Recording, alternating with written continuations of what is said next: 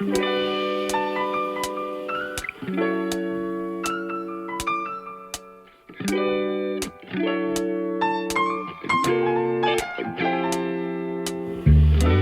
here, guys, is the all-new Toyota Harrier. This is the brand's flagship SUV on sale here in Malaysia, and it's a pretty special one. Instead of going against the usual bunch like Hondas, Nissans, or even Mazdas, this Toyota right here is going up right against the premium players, the BMWs and Mercedes-Benzes. So the question is, should you be spending 250,000 ringgit for a Toyota instead of a BMW or Mercedes? Now let's find out. This review is brought to you by Petronas Premax 97 with Pro Race, power to move beyond. The fuel gives you unbeatable power as well as better responsiveness and fuel efficiency.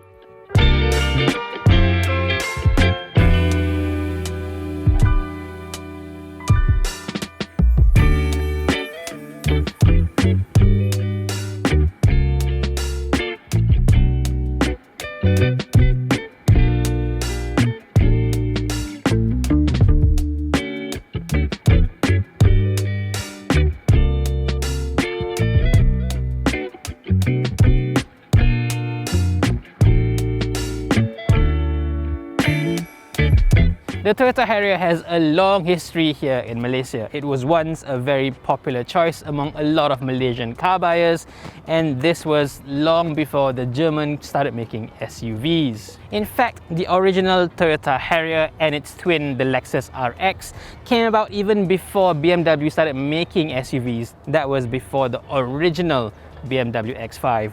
This was the very first luxury SUV you could buy.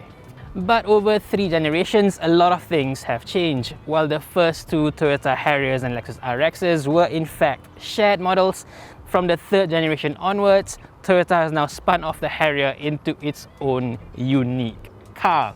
The pricing reflects that as well. While the Lexus RX has soared to over 500,000 ringgit, the Harrier over here is somewhat modestly priced at around 250,000 ringgit. So this is about 10 to 20% less than a comparably sized BMW X3 and Mercedes-Benz GLC. But at the same time, it's also a lot better equipped to somewhat make up for the rather lack of brand cachet.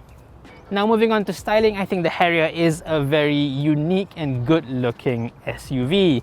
Of course, it's not quite as instantly recognizable as having kidney grills or big radiator grills or even Lexus's spindle grille, but I think the Harrier's trademark fully closed-in upper half of the grille is as unique as those options. Adding on to that, there are these really slim and sharp, fully LED headlights, and together as a whole, the front is a nicely sculpted car. Now move on to the side and you'll see what I'm talking about. This is not your typical boxy upright SUV. It's so sleek, it's got curves and lines at all the right places. Focus on the back, especially the sloping roofline, and you would not have guessed that this is a plain Toyota. And even the wheel design looks pretty good, premium enough in my books. Now of course, these are the smaller 18s instead of the bigger 19s available in other markets, but trust me, in the name of ride comfort, these 18s are the ideal choice for the Harrier, trust me. Round the back is perhaps my favorite angle of the Toyota Harrier. Immediately does not look like anything else in the Toyota range, and since you're spending about twice the money of a Corolla Cross, I think that is definitely a good thing. It does have similarities to certain models from Jaguar or even Porsche SUVs, especially with this slimline LED strip that goes around the entire back. I think it looks gorgeous, and there's no doubt in my mind that it looks better than the X3 and GLC. Easily the best looking car in the class. However, it's not quite perfect. Now, first of all, I don't like the fact that the turn signals are down here instead of being up here in the taillights. I think that just looks weird. And the entire bottom half of the bumper is just plain black with no design features. It looks a little bit bland. But worst of all is the exposed exhaust can at the bottom over there, and even the exhaust tips themselves. You can really see that the exhaust tips are really small and the sleeves are just that. Sleeves, that's not very premium.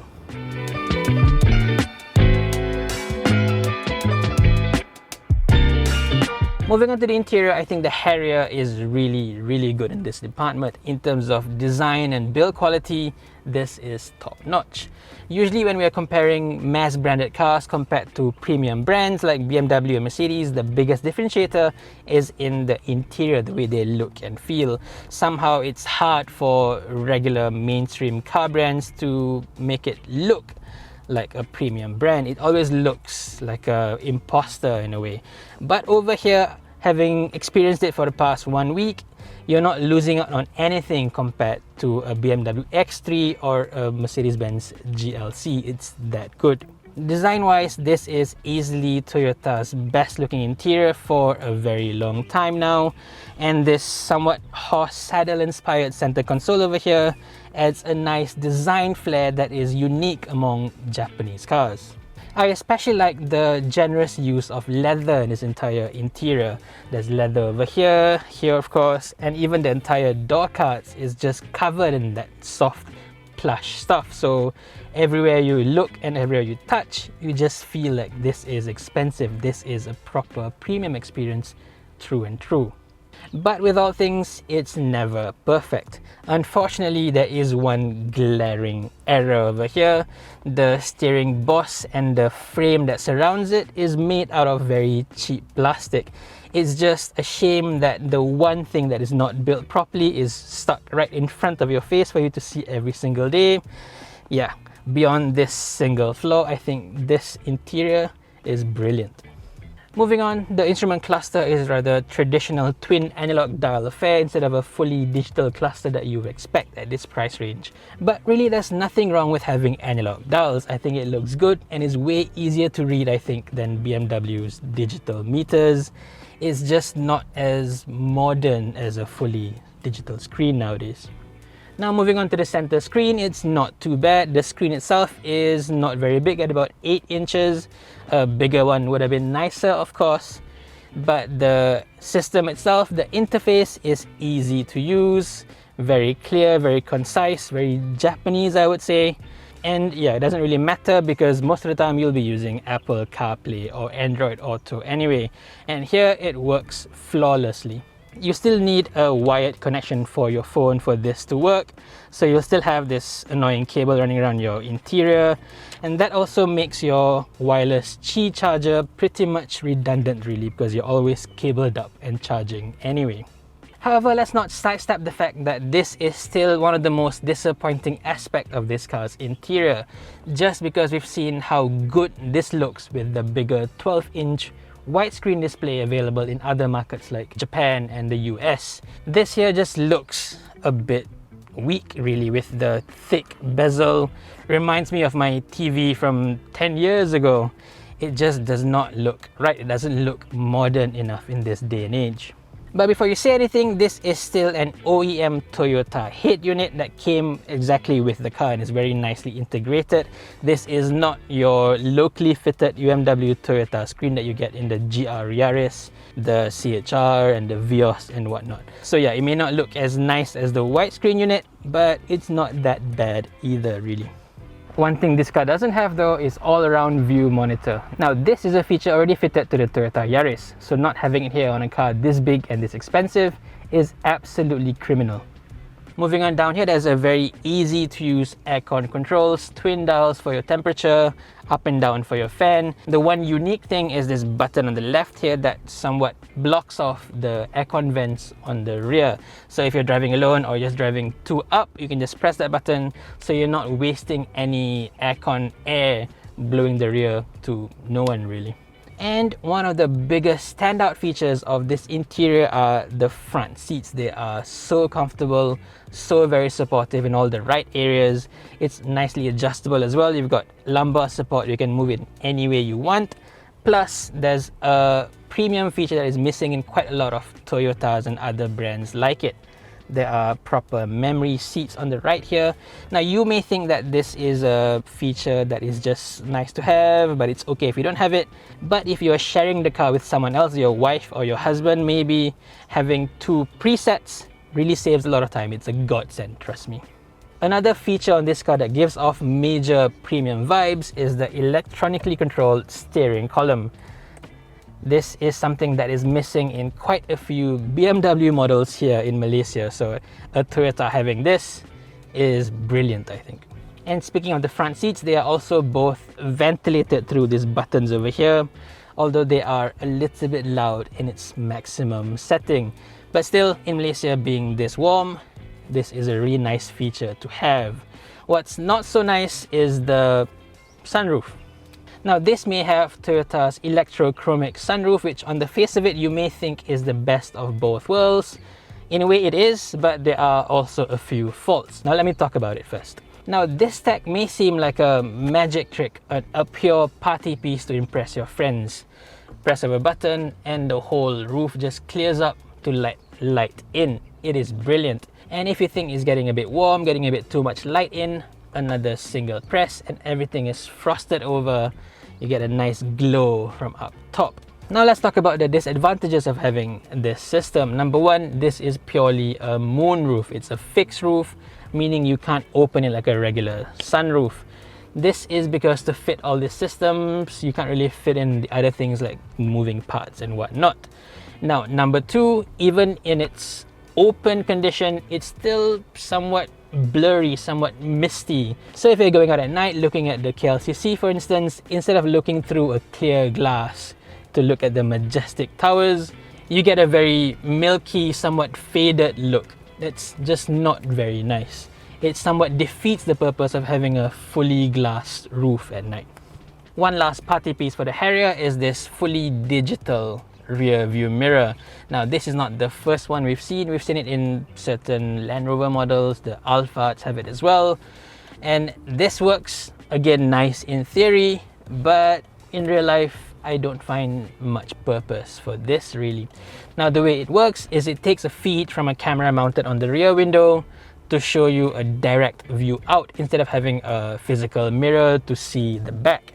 Now if you have a big box loaded in the back or a really tall person sitting in the rear, that may block your view of a regular mirror. But with this, you just see a clear view out. But the problem comes with the screen itself. I just don't find it to be natural enough. Especially at night, the display looks a bit washed out, a bit too noisy and pixelated. Yeah, it's just not a really nice feeling. Most of the time, I found myself using the regular old mirror. One more thing before we move to the back, I like the fact that Toyota has fitted this car with standard window tinting as well as dash cams front and rear. However, because it does come with the car, you are now stuck with the UMW Toyota dash cam, which doesn't look premium at all. It's the same one fitted to the Viosas and the Yaris. It doesn't quite fit in a 200,000 ringgit car really. Quite a shame. As for the rear quarters, this again is a very nice place to be in. Whether you're an adult or a small child, this is a pleasant place to sit in, even for hours on end. Now let's talk about the seats themselves. It's very, very comfortable, very supportive. The base of the seat is nice and long, and even the backrest is set at a very good angle. Plus, you can recline it a little bit more if you want to sleep off over long journeys. Even the leather over here is nice and supple. Plus, everything I've mentioned about the front, it extends to the rear as well. Everything here is covered in leather, so this really does feel even a step up compared to a BMW X3 and a Mercedes-Benz GLC. The only letdown are the aircon vents over here, which look like they came off 1990s Toyota Corolla or something. Maybe they just, clearing off the parts bin or something. In terms of space, I think this is just fine. It's not super huge like in a few other cars, but for most adults, this will be just fine. I think if you are around 1.8 meters and below, you should fit in the back here just nice. But if you're taller than that, you might struggle a little bit in terms of headroom. But for me, I am 167 centimeters tall, or short, however you want to see it, and there's plenty of legroom, plenty of headroom left. Now before we go for a drive, one last thing to look at is the boot. And here the Harrier, is just not very good. First impressions is actually quite decent. It looks very wide, it looks deep enough, but once you put on the tonneau cover, you'll see that it's actually a very shallow boot. You can only load it up until this high, You can't even put a decent sized luggage bag upright position over here.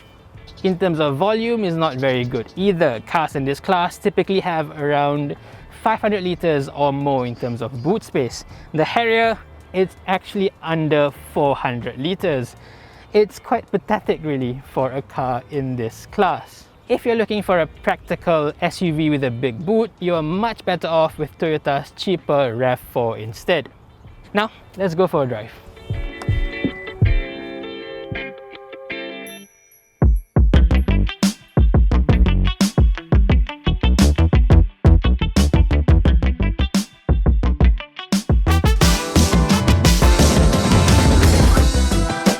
Okay, now let's talk about the driving experience. But to start with, I'll get the numbers out of the way first. Now, this car has a 2-liter engine with a CVT gearbox. Now, that may sound like a huge downgrade over the previous car's 2-liter turbo with an automatic transmission, and to be honest, it actually is. But let's not downright dismiss this car as a whole from that fact alone, because there is still a lot to like here. Number one, even though this is still just a 2-liter naturally aspirated engine, it's a pretty modern one. So this makes 173 PS and 203 Newton meters of torque.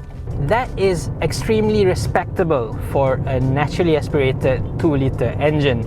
That is about 20 PS and 10 Nm more than the previous generation pre-facelift Harrier 2-liter. So you're not just getting any run-of-the-mill 2-liter NA, but here you're getting a pretty modern, pretty powerful one anyway. And as for the CVT, you're not getting any regular CVT, you're getting Toyota's latest direct shift CVT over here. Now this is somewhat of a combination of an automatic transmission with a CVT, somewhat the best of both worlds really. Now, traditionally, one of the biggest drawbacks of having a CVT is the initial push as you're moving along from a standstill. It usually feels a little bit vague and there's a lot of friction loss over there as well, so it's not as efficient moving off from a standstill. Now, this direct shift CVT technically uses a gear system, like an automatic transmission. So once you're moving off from a standstill, it's practically an automatic transmission. So the immediate power delivery is very smooth, is very direct, it's very immediate. It does not feel anything like a CVT at very low speeds. So there, it's already a huge advantage over, whatever CVT you may think of in your head right now. But that's not to say that this is a perfect combination, because it's far from it. The engine, it's not turbocharged, so there is still only 203 Newton meters of torque, and that's delivered at up around 5,000 RPM instead of 1,500 or 2,000 in a turbocharged engine. So the engine is still required to rev up that high to deliver enough torque to get the car moving. We are talking about a big and heavy SUV after all. And this being a CVT, it's more than happy to just ramp the rev up to 5,000 RPM to 4,000 RPM and just keep it there as it pulls the car along. Now, this does move the car at a fairly fast rate, but it does feel strained. It does not feel anywhere near as effortless as you would think a premium car like this should feel like. So a turbocharged engine will have a huge advantage, a massive advantage in terms of pure performance, pure acceleration. This feels borderline underpowered really, if you're really pushing hard. Now that's clearly a disappointment if you are comparing this to its German rivals or even the car this replaces. The previous generation Harrier had a 2-liter turbocharged engine that makes around 60 horsepower and 150 Newton meters of torque more than this engine over here. And that also had a 6-speed automatic transmission, again seen as a better system compared to a CVT on this one. But really, is it a downgrade? Absolutely yes. But is it such a bad thing for the Harrier? Not really. Now you see, I really think that an NA engine and a CVT fits this car's character profile much better than an aggressive turbocharged engine. The CVT is a bit questionable. It may in fact feel better with an 8-speed automatic that's fitted in the RAV4 2.4 instead of this. I don't know. It probably could be better, but as an overall feel, I think this is a really pleasant car to be in. Borderline underpowered, like I said, but it's never that annoying really. Now, as I always say, once you go turbo, you can't go back. With this car, it really depends where you are coming from. If you are driving the previous generation Harrier, there's no way you can accept this level of performance really. But if you're coming off maybe a Camry, maybe an Accord, I think this will feel just fine. It really depends on your own perspective on what level of performance you are used to and what you are expecting from a new car like this. The one thing I haven't mentioned is fuel economy. Now, this is where this car having a 2-liter NA engine gives it an advantage. Now, this is where it gets a little bit confusing because on paper, by right, the turbocharged engines would be more efficient even compared to a regular 2.0 engine over here. But in reality, in the real world, it's the opposite. Now, with this car, with a 2-liter engine 2.0 NA, I can average around between 12 to 13 kilometers per liter, and that's mixed driving conditions through the city, a bit of highways, obviously where I can go without breaking the laws over here. And I think that is very respectable for a car of this size. Conversely, with the BMW X3 and the Mercedes-Benz GLC with their 2-liter turbos, they may do very well on paper, but in the real world, you would struggle, absolutely struggle to get 10 kilometers per liter. Especially in the city, you would do much worse compared to this Harrier over here. The one thing that's not in the favor of the Harrier is cruising range, because this has a relatively smaller fuel tank compared to the Germans at only 55 liters, whereas the Germans usually have 66, even 70 liters for fuel tank. So if you are going up and down the highways a lot, you'll be spending less money on this car, but you may be doing a few more fuel stops. I think that is a fair exchange. Now, with Settle, you can enjoy the ultimate convenience and safety. Pay for petrol from inside your own car. Just pay, pump and go. Now available at all Petronas stations nationwide. And while you're at the station, enjoy Makan at Mesra. Fresh and well-balanced premium food at affordable prices, available at your convenience. Petronas, your seamless retail on the go partner. Now you see, precisely because the engine is so underpowered, it doesn't make you feel like you should go fast, so you are much more content in just cruising slowly, enjoying the car as it should be really. After all, this is an SUV, right? It's not a sports car, it's not a performance car, it's not the kind of vehicle that you should be taking corners quickly in or going up gunting in a fast way, making yourself look silly. This is a car for you to drive into the city or cruise on the highways in an extremely polished, extremely comfortable manner, and that this car does extremely well. Simply put, in terms of ride comfort, this is miles better than the Mercedes-Benz GLC. The difference to the X3 isn't quite as big, but really the advantage is on the Harrier over here.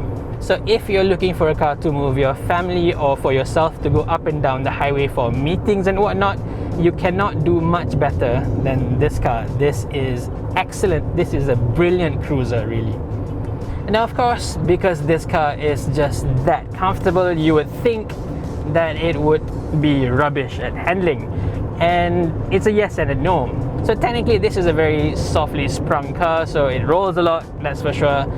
But the body control is actually pretty damn good. Now, I'm not going to talk about how great Toyota's TNGA platform is. You've probably seen maybe 50 YouTubers raving about it. But yeah, it is actually not purely a marketing gimmick. There's some substance to it as well. It actually is pretty good. So despite how soft and roly-poly this car is through the bends, the body control is actually quite respectable. The steering is not bad, it's quite communicative. It loads up quite nicely for a Toyota through the corners, but as I'm telling you that, it's running in my head that that's not how you're supposed to drive this car. If you're taking this car through a corner hard, you've just bought the wrong car really. You are not driving the car as it should. So easily put, You can hustle this car through a couple of corners. It wouldn't be supremely fun, but it can do it quite respectably. What it is much more comfortable doing, well, pun intended, is cruising around on the highways, on city jaunts. This is almost peerless at this price range.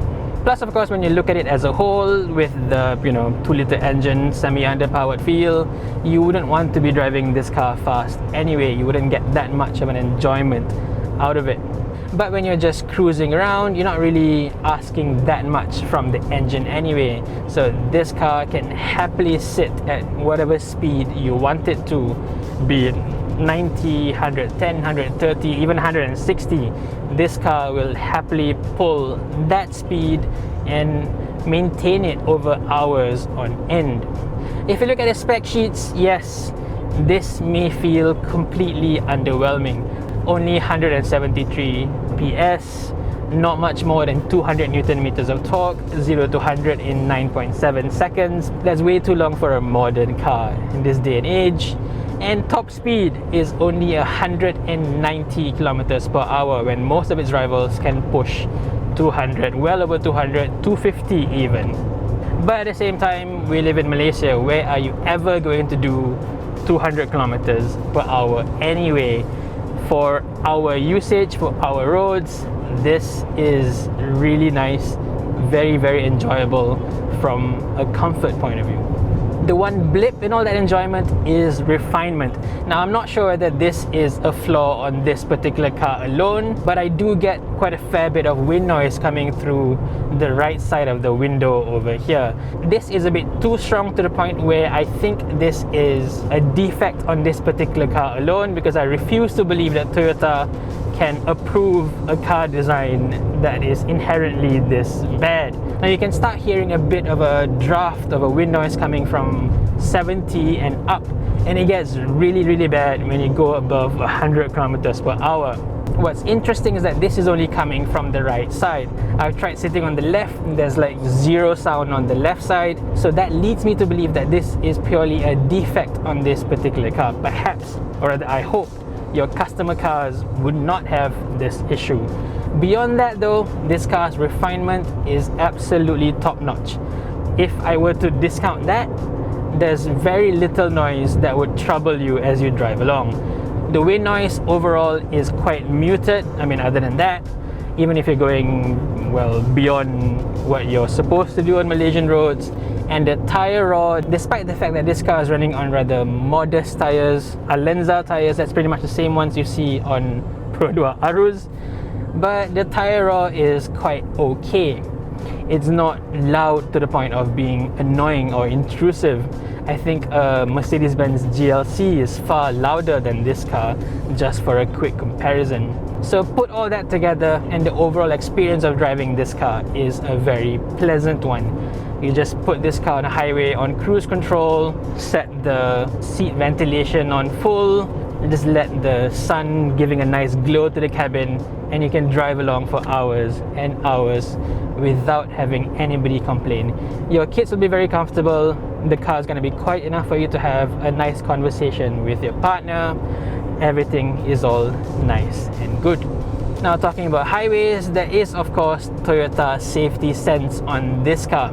This has the full safety suite, Toyota Safety Sense 2.0, and that includes adaptive cruise control, active lane keep assist, autonomous emergency braking of course, and all that is another huge upgrade over comparable BMW X3s and Mercedes-Benz GLCs. Even the top-end X3s and GLCs do not have adaptive cruise control, which this car has. So in terms of equipment, like I said, this blows the socks off the German alternatives. So to sum up, I think this is a pretty straightforward car to review. It is somewhat slow on the straights, it's not very fun to drive, but it is extremely comfortable. It is as simple as that. If you favor comfort over, enjoyment through the corners, this is the car for you. If you want turbo performance, then look elsewhere. It's pretty much clear-cut, as easy as that.